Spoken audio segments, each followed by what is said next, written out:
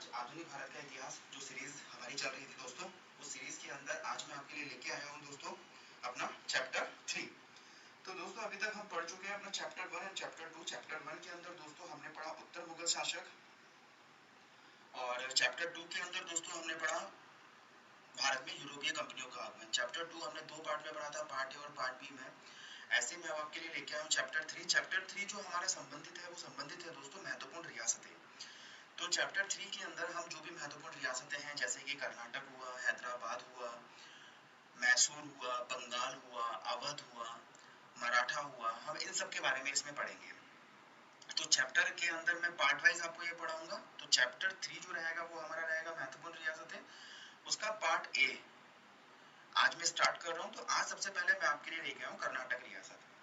तो दोस्तों मैं आपके लिए कर्नाटक रियासत क्यों लेके आया हूँ, सबसे पहले मैं आपके लिए कर्नाटक रियासत क्यों लेके आया हूँ, इसके पीछे रीजन है कि अभी हमने जस्ट जो चैप्टर 2 हमने खत्म किया है भारत एवं यूरोपीय कंपनियों का आगमन, उसके अंदर हमने अंग्रेज और फ्रांसीसियों के बारे में पढ़ा था।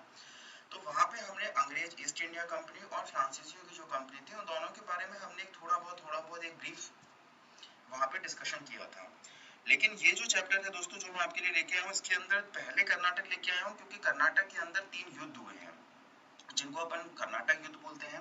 प्रथम कर्नाटक युद्ध, द्वितीय कर्नाटक युद्ध या तृतीय कर्नाटक युद्ध, या हम इनको बोलते हैं प्रथम आंग्ल फ्रांसीसी युद्ध, या द्वितीय आंग्ल फ्रांसीसी वॉर, या तृतीय आंग्ल फ्रांसीसी वॉर। तो अंग्रेजों और फ्रांसीसियों के बीच में ये वॉर हुए हैं। तो इससे रिलेटेड लिंक करता हुआ अपने दूसरे वाले चैप्टर से लिंक करता हुआ ये अपना चैप्टर है, इसलिए सबसे पहले मैं आपके लिए कर्नाटक लेके आया हूँ। तो दोस्तों आज का हम ये वीडियो अपना स्टार्ट करते हैं। और दोस्तों अगर आपको मेरा वीडियो पसंद आता है, आपको मेरे द्वारा डाला गया मटेरियल जो मैं आपके लिए बहुत मेहनत करके दोस्तों इस मटेरियल को मैं तैयार करता हूँ, अगर ये मटेरियल आपको अच्छा लगता है और आपको लगता है कि आपकी किसी ना किसी एग्जाम के अंदर ये मटेरियल आपके लिए फ्रूटफुल हो सकता है दोस्तों, तो प्लीज प्लीज प्लीज दोस्तों वीडियो को ज़्यादा से ज़्यादा शेयर करें दोस्तों, ज़्यादा से ज़्यादा सब्सक्राइब करें दोस्तों, और ज़्यादा से ज़्यादा लाइक करें दोस्तों, और बेल आइकन पे क्लिक करना बिल्कुल ना भूलें। इससे मेरा नेक्स्ट वीडियो का अपडेट आपको जैसे ही मैं वीडियो यहाँ से अपलोड करूंगा, जैसे ही आपको उसका अपडेट मिल जाएगा। तो दोस्तों थैंक यू दोस्तों। अब हम स्टार्ट करते हैं आज का हमारा चैप्टर जो है चैप्टर नंबर 3 महत्वपूर्ण रियासतें, उसका पार्ट ए कर्नाटक रियासत। ठीक है दोस्तों, तो सबसे पहले हम बात करते हैं दोस्तों कर्नाटक की। तो कर्नाटक क्या है, तो कर्नाटक के लिए दोस्तों ये है कि जो हैदराबाद का मुगलों से संबंध है, मतलब जिस प्रकार से हैदराबाद जो है वो मुगल के अंतर्गत आता है, उसी प्रकार से कर्नाटक जो है वो हैदराबाद के अंतर्गत आता है। तो कर्नाटक का हैदराबाद से वही संबंध है जो हैदराबाद का मुगलों से है, अर्थात कर्नाटक जो है वो हैदराबाद के अंतर्गत आता है। ठीक है, उसके बाद आता है कि कर्नाटक को स्वतंत्र कर्नाटक राज्य के रूप में स्थापित करने में जो महत्वपूर्ण योगदान था वो किसका था, नायब सूबेदार शहादतुल्लाह खान का। कर्नाटक को स्वतंत्र कर्नाटक राज्य के रूप में स्थापित करने में जो महत्वपूर्ण योगदान था वो था नायब सूबेदार शहादतुल्लाह खान का। ये प्रश्न कई बार पूछा जाता है कि कर्नाटक को महत्वपूर्ण स्वतंत्र कर्नाटक राज्य के रूप में स्थापित करने में महत्वपूर्ण योगदान किसका था, तो इसके अंदर हम आंसर में लिखेंगे कि कर्नाटक को स्वतंत्र कर्नाटक राज्य के रूप में स्थापित करने में महत्वपूर्ण योगदान कर्नाटक के नायब सूबेदार शहादतुल्लाह खान का था। उसके बाद आता है दोस्तों कि हैदराबाद से कर्नाटक के संघर्ष की स्थिति। हैदराबाद से कर्नाटक के संघर्ष की स्थिति तब उत्पन्न हो गई जब हैदराबाद के निजाम की सहमति के बगैर हैदराबाद से कर्नाटक के संघर्ष की स्थिति तब उत्पन्न हो गई जब हैदराबाद के निजाम की सहमति के बगैर शहादतुल्लाह खान ने दोस्त अली को अपना उत्तराधिकारी घोषित कर दिया। शहादतुल्लाह खान ने क्या किया कि अपना उत्तराधिकारी दोस्त अली को घोषित कर दिया, लेकिन इसके लिए इसने हैदराबाद के निजाम से परमिशन नहीं ली। भाई कर्नाटक जो है वो आता हैदराबाद के अंदर है, तो हैदराबाद के निजाम से परमिशन लेनी इसको जरूरी थी। लेकिन ये जो घटना है ये क्या दिखाती है कि भाई शहादतुल्लाह खान अपने आप को स्वतंत्र कर्नाटक राज्य के रूप में घोषित कर रहे हैं, इसीलिए तो उसने हैदराबाद से इसकी निजाम की सहमति लेना उचित नहीं समझा। तो हैदराबाद से कर्नाटक के संघर्ष की स्थिति तब उत्पन्न हो गई जब हैदराबाद के निजाम की सहमति के बगैर शहादतुल्लाह खान ने दोस्त अली को अपना उत्तराधिकारी घोषित कर दिया। अब इन दोनों के बीच में जब ये इसने अपने को उत्तराधिकारी घोषित कर दिया तो हैदराबाद और कर्नाटक के बीच में संघर्ष की स्थिति उत्पन्न हो गई। हैदराबाद और कर्नाटक के बीच में संघर्ष की स्थिति उत्पन्न हो गई। इस संघर्ष की स्थिति में अंग्रेजों को और फ्रांसीसियों को हस्तक्षेप करने का अवसर मिल गया। इस संघर्ष की स्थिति में अंग्रेजों को और फ्रांसीसियों को हस्तक्षेप करने का अवसर मिला और इस तरह 3 कर्नाटक युद्ध हुए। इनको अपन 3 कर्नाटक युद्ध भी बोलते हैं और 3 आंग्ल फ्रांसीसी वॉर भी बोलते हैं। तो प्रथम कर्नाटक युद्ध 1746 से 1748 ईस्वी या प्रथम आंग्ल फ्रांसीसी युद्ध 1746 से 1748 ईस्वी, द्वितीय कर्नाटक युद्ध या द्वितीय आंग्ल फ्रांसीसी युद्ध 1749 से 1754, द्वितीय कर्नाटक युद्ध या द्वितीय आंग्ल फ्रांसीसी युद्ध 1749 से 1754 हुआ है, और तृतीय कर्नाटक युद्ध या तृतीय आंग्ल फ्रांसीसी युद्ध जो घटित हुआ वो 1757 से 1763, 7 साल। ठीक है दोस्तों, तो इस तरीके से 3 कर्नाटक युद्ध हुए हैं। तो अब हम एक एक कर्नाटक युद्ध के बारे में इसमें पढ़ेंगे। तो सबसे पहले हम बात करते हैं प्रथम कर्नाटक युद्ध या प्रथम आंग्ल फ्रांसीसी युद्ध की, जो युद्ध हुआ है, घटित हुआ है 1746 से 1748 के बीच में। तो दोस्तों ये युद्ध होने के पीछे जो कारण था वो था कि ऑस्ट्रिया के उत्तराधिकार का संघर्ष। क्या है कि यूरोप के अंदर अंग्रेजों में और फ्रांसीसियों के बीच में ऑस्ट्रिया के उत्तराधिकार को लेकर संघर्ष चल रहा है। कहां पे? यूरोप में। तो पूरे विश्व में अब जहां जहां भी अंग्रेज और फ्रांसीसी आमने सामने है, वहां वहां पर इन दोनों के बीच में संघर्ष की स्थिति उत्पन्न हो जाती है। तो भारत में चूंकि अंग्रेज और फ्रांसीसी दोनों इस समय अपनी सत्ता स्थापित करना चाहते हैं और अपना प्रभुत्व बनाना चाहते हैं, तो यूरोप का जो ऑस्ट्रिया के उत्तराधिकार का संघर्ष चल रहा है उसका फैलाव भारत तक हो जाता है और भारत में जो अंग्रेज और फ्रांसीसी हैं वो आमने सामने हो जाते हैं। तो प्रथम कर्नाटक युद्ध या प्रथम आंग्ल फ्रांसीसी युद्ध जो है वो ऑस्ट्रिया के उत्तराधिकार के संघर्ष का विस्तार है। अब इस युद्ध के अंदर क्या होता है कि ब्रिटिश नौसेना अधिकारी जो कैप्टन बर्नेट होता है वो फ्रांसीसी जलपोतों को पकड़ लेता है और उन्हें ध्वस्त कर देता है। इसके परिणाम स्वरूप फ्रांसीसी गवर्नर डुप्ले जो होता है वो मॉरिशस के गवर्नर ला बर्डेनो की सहायता से उसने मद्रास पर हमला कर देता है और उस पर कब्जा कर लेता है।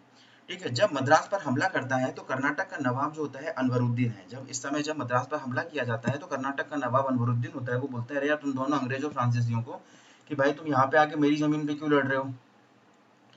तो डुप्ले अनवरुद्दीन को यह भरोसा दिलाता है कि भाई युद्ध जीतता हूँ अगर मैं तो मैं मद्रास वो नवाब को दे देगा। ठीक है, तो इस कर्नाटक युद्ध के अंदर क्या होता है? कर्नाटक युद्ध के अंदर पहले ब्रिटिश नौसेना अधिकारी कैप्टन बर्नेट इनके जलपोतों को ध्वस्त करता है। उसके बाद फ्रांसीसी गवर्नर डुप्ले मॉरिशस के गवर्नर ला बर्डेनो की सहायता से मद्रास पर हमला करता है और उस पर कब्जा कर लेता है। ठीक है, जब मद्रास पर हमला करता है तो कर्नाटक का नवाब अनवरुद्दीन कहता है भाई तुम यहाँ क्यों लड़ रहे हो। ठीक है, और अंग्रेजों और फ्रांसीसियों को युद्ध बंद करने का आदेश देता है। लेकिन डुप्ले अनवरुद्दीन को यह भरोसा देता है कि अगर मैं मद्रास को जीत जाता हूँ तो मैं मद्रास आपको दे दूंगा। तो इसके आधार पर वो इनको फिर परमिशन दे देता है। एक चीज जो यहाँ पे याद रखने की है दोस्तों, उसके अंदर अपने को आगे समझने के लिए भी ये चीज ध्यान में रखनी है कि ब्रिटिश और फ्रांस, ठीक है, ब्रिटिश जो है वो नौसेना इनकी बहुत ताकतवर है, ब्रिटिश की नौसेना बहुत ताकतवर है, और जो फ्रांस है फ्रांस की थल सेना बहुत ताकतवर है। मतलब पानी पर युद्ध के मामले में आप ब्रिटिश से नहीं जीत सकते और जमीन पर युद्ध के मामले में आप फ्रांस को नहीं हरा पा रहे। ठीक है, तो उसके बाद जब ये बोलता है और ये मद्रास को जीत भी लेता है तो उसके बाद डुप्ले मद्रास नवाब को नहीं देता। ठीक है, और मद्रास को नवाब को नहीं देता तो नवाब अनवरुद्दीन इसको अपने आदेश का उल्लंघन मानता है और उल्लंघन मानने के बाद एक सेंट थोमे का युद्ध होता है।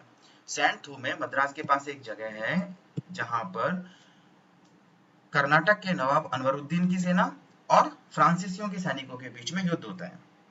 सो सेंट थोमे का युद्ध इतिहास में दोस्तों बहुत फेमस युद्ध है और इसके बारे से इस सेंट थोमे के युद्ध से बहुत सारे प्रश्न पूछे जाते हैं। ये युद्ध ज्यादा पॉपुलर इसलिए है क्योंकि कर्नाटक का नवाब अनवरुद्दीन है, उसकी सेना का नेतृत्व महफूज खान करता है और 10,000 सैनिकों का दल फ्रांसीसियों के विरुद्ध जाता है और फ्रांसीसी सैनिकों का नेतृत्व कैप्टन पैराडाइज करता है और केवल 230 फ्रांसीसी सैनिक होते हैं। तो ये युद्ध होता है 10,000 वर्सेस 230 के बीच में, और 230 मतलब कि फ्रांसीसी इस युद्ध में विजय होते हैं।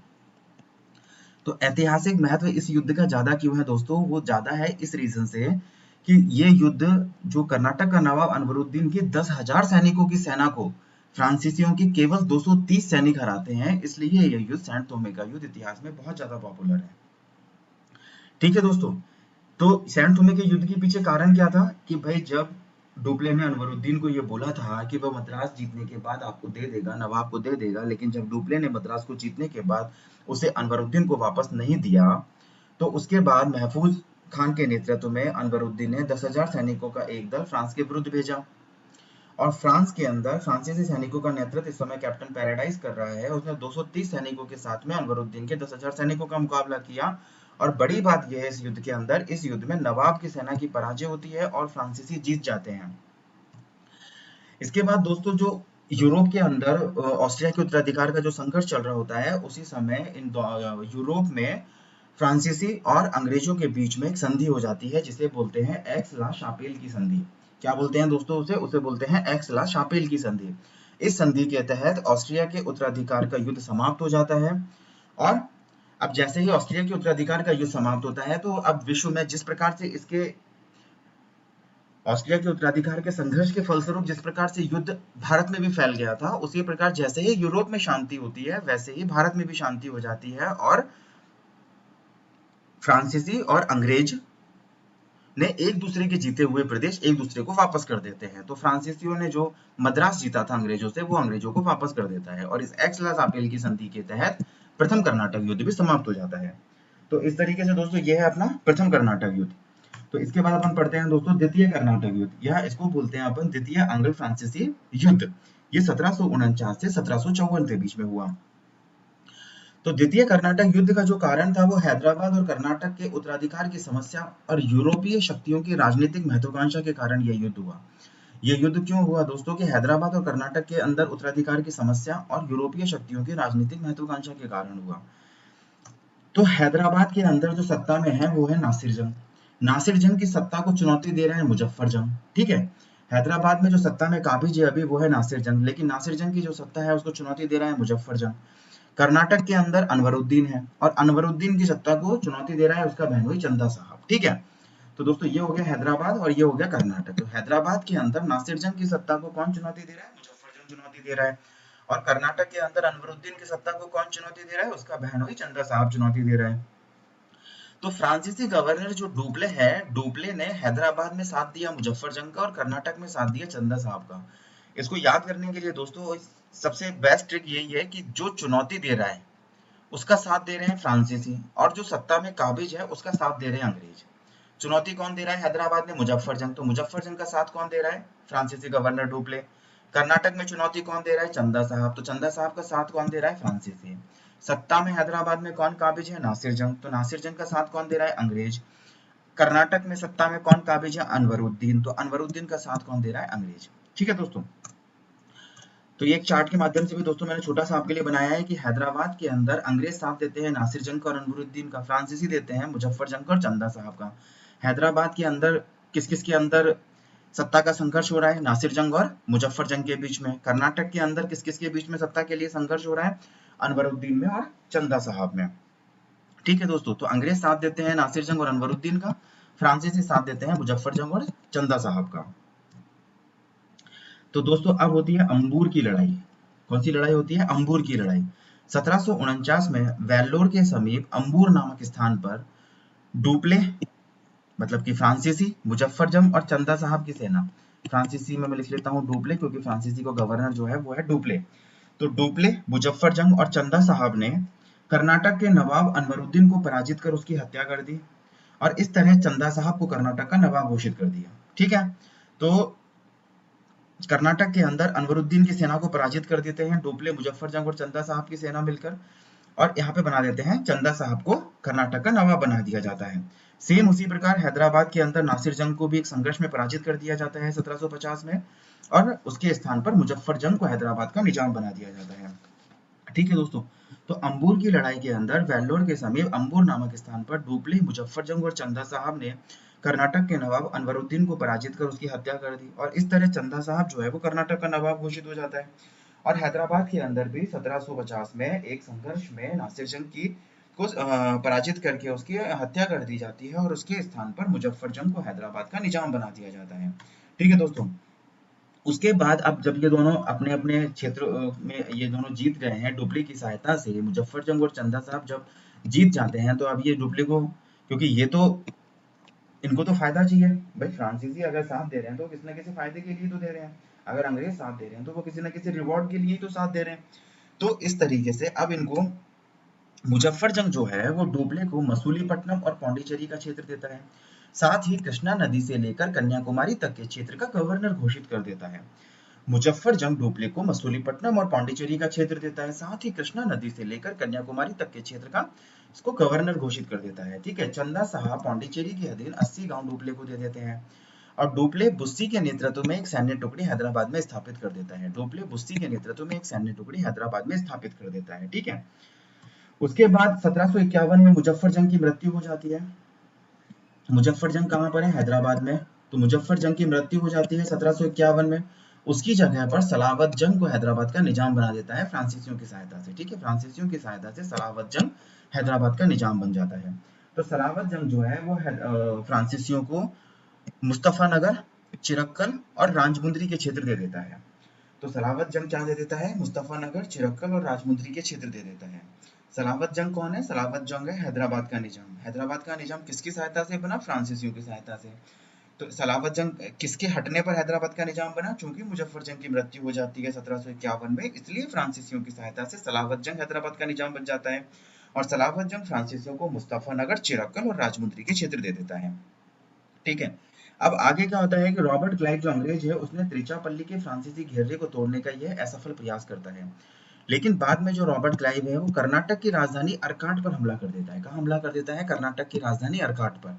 और इस युद्ध में कर्नाटक का नवाब चंदा साहब मारा जाता है और अंग्रेज मोहम्मद अली को कर्नाटक का नवाब बना देते हैं। ठीक है, अब क्या होता है कि क्लाइव क्या कर देता है? कर्नाटक की राजधानी अर्काट पर हमला कर देता है। इसके पहले वाली स्लाइड में हमने देखा था कि कर्नाटक के अंदर चंदा साहब फ्रांसीसियों की मदद से वहां पे नवाब बन जाता है। तो इस युद्ध के अंदर वो चंदा साहब मारा जाता है और अब अंग्रेज मोहम्मद अली को कर्नाटक का नवाब बना देते हैं। ठीक है, अब उसके बाद क्या होता है कि फ्रांसीसी अधिकारी जो है वो डुप्ले को वापस बुला लेते हैं और गोदेवो को नया गवर्नर बनाकर भेज देते हैं और इसी प्रोसेस के साथ में द्वितीय कर्नाटक युद्ध समाप्त हो जाता है। ठीक है, तो ये बात इंपॉर्टेंट है कि द्वितीय कर्नाटक युद्ध के बाद या द्वितीय फ्रांसीसी अंग्रेज युद्ध के बाद या द्वितीय आंग्ल फ्रांसीसी युद्ध के बाद फ्रांसीसी अधिकारी डुप्ले को वापस बुला देते हैं। एग्जाम में ये प्रश्न पूछा जाता है कि डुप्ले को किस युद्ध के बाद वापस बुलाया गया। ठीक है, तो ये डुप्ले को वापस बुला लेते हैं द्वितीय कर्नाटक युद्ध के बाद और गोदेहू को नया गवर्नर बनाकर भारत भेज दिया जाता है। ठीक है, इस तरीके से द्वितीय कर्नाटक युद्ध समाप्त हो जाता है। तो डुप्ले के बारे में एक J.R. मैरियट ने लिखा है कि डुप्ले ने भारत की पूंजी मद्रास में तलाश कर भयानक भूल की, जबकि क्लाइव ने इसे बंगाल में खोज लिया। इस लाइन से आप क्या समझते हैं दोस्तों कि डुप्ले ने पूरा का पूरा जो फोकस किया वो मद्रास पर किया, मद्रास पर फोकस किया सत्ता प्राप्ति के लिए। ठीक है, लेकिन डुप्ले इसमें असफल हो जाता है और क्लाइव जो है, रॉबर्ट क्लाइव, वो पूरा का पूरा फोकस करता है बंगाल पे और बंगाल के माध्यम से वो पूरे के पूरे भारत पर अपनी सत्ता काबिज कर लेते हैं। ठीक है, तो इसीलिए डुप्ले के बारे में J.R. मैरियट ने कहा है कि डुप्ले ने भारत की पूंजी मद्रास में तलाश कर भयानक भूल की, लेकिन क्लाइव ने इसे बंगाल में खोज लिया। दोस्तों, अब हम बात करते हैं तृतीय कर्नाटक युद्ध की, या इसे बोलते हैं तृतीय आंग्ल फ्रांसीसी युद्ध, जो हुआ है 1757 से 1763। अब दोस्तों यूरोप में फिर से संघर्ष छिड़ जाता है अंग्रेजों और फ्रांसीसियों के बीच में, ब्रिटिश और फ्रांसीसियों के बीच में यूरोप में फिर संघर्ष छिड़ जाता है। यूरोप में ये सप्तवर्षीय युद्ध चलता है। तो अब जैसे ही वहां यूरोप में संघर्ष प्रारंभ होता है तो यहाँ पे तो ऑलरेडी इन दोनों के बीच में खींचाताना चल रही है। तो भारत में भी अंग्रेजों और फ्रांसीसियों के बीच में पुनः युद्ध प्रारंभ हो जाता है, जिसे हम बोलते हैं तृतीय कर्नाटक युद्ध। ये एक सप्तवर्षीय युद्ध है। जो मेन चीज दोस्तों इसमें अपने को याद रखनी है वो ये याद रखनी है 7 वर्षीय युद्ध। ठीक है दोस्तों, तो उसके बाद फ्रांस से अभी काउंट डी लाली को भारत भेज दिया जाता है। फ्रांस से किसको भारत भेज दिया जाता है? काउंट डी लाली को। और काउंट डी लाली बुस्सी को हैदराबाद से वापस बुला लेता है। जो डुप्ले ने बुस्सी को हैदराबाद के अंदर स्थापित किया था सैन्य टुकड़ी के साथ में, उस बुस्सी को ये हैदराबाद से वापस बुला लेता है। इसे फ्रांसीसियों की ऐतिहासिक भूल माना जाता है, क्योंकि इतिहास में इसे फ्रांसीसियों की ऐतिहासिक भूल माना गया है, क्योंकि इससे फ्रांसीसी कमजोर हो गए। तो दोस्तों, कभी कभी यह प्रश्न पूछा जाता है कि फ्रांसीसियों की ऐतिहासिक भूल इतिहास में किसे माना गया है? तो फ्रांसीसियों की ऐतिहासिक भूल काउंट डी लाली के द्वारा बुस्सी को हैदराबाद से वापस बुला लेने को फ्रांसीसियों की ऐतिहासिक भूल माना गया है। ठीक है, उसका कारण क्या है? उसका कारण ये कि इससे फ्रांसीसी हैदराबाद में दक्षिण में कमजोर हो गए। ठीक है दोस्तों, तो और बुस्सी को हैदराबाद के अंदर स्थापित किसने किया था? डुप्ले ने, फ्रांसीसी गवर्नर डुप्ले ने। ठीक है, अब एक वांडी वॉश की लड़ाई होती है दोस्तों। वांडी वॉश की लड़ाई होती है अंग्रेजी सेना के बीच में और फ्रांसीसी सेना के बीच में। अंग्रेजी सेना का नेतृत्व जो करता है वो आयरकूट ने किया, फ्रांसीसी सेना का नेतृत्व काउंट डिलाली ने किया। युद्ध लड़ा गया 22 जनवरी 1760 को वांडी वॉश का युद्ध लड़ा गया। ठीक है, इस युद्ध के अंदर फ्रांसीसी पराजित हुए और अंग्रेज विजयी हुए। ठीक है, तो वांडी वॉश की लड़ाई के अंदर सबसे इंपॉर्टेंट चीज जो आपको याद रखनी है वो याद रखनी है नेतृत्व, कि नेतृत्व किसने किया था। तो अंग्रेजी सेना का जो नेतृत्व है वो आयरकूट ने किया था और फ्रांसीसी सेना का जो नेतृत्व है वो काउंट डिलाली ने किया था। और इस युद्ध का जो रिजल्ट निकलता है उसके अंदर फ्रांसीसी पराजित हो जाते हैं। अब उसके बाद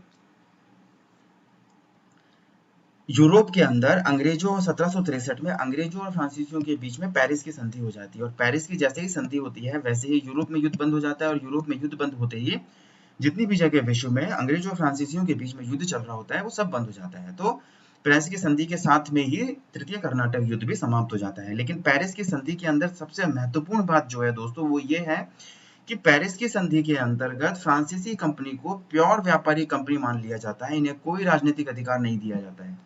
कि फ्रांसीसी कंपनी को प्योर व्यापारी कंपनी मान लिया जाता है, इन्हें कोई भी राजनीतिक अधिकार नहीं दिया जाता है। भारत में भी इनको व्यापारी कार्य करने तक सीमित कर दिया जाता है। अब ये लोग किसी भी किले की किलेबंदी नहीं कर सकते थे और वहां सैनिक डेरे नहीं डाले जा सकते थे। समझ रहे दोस्तों? तो तृतीय कर्नाटक युद्ध का जो समापन हुआ वो हुआ पेरिस की संधि के साथ में। यूरोप के अंदर अंग्रेजों और फ्रांसीसियों के बीच में पेरिस की संधि हुई।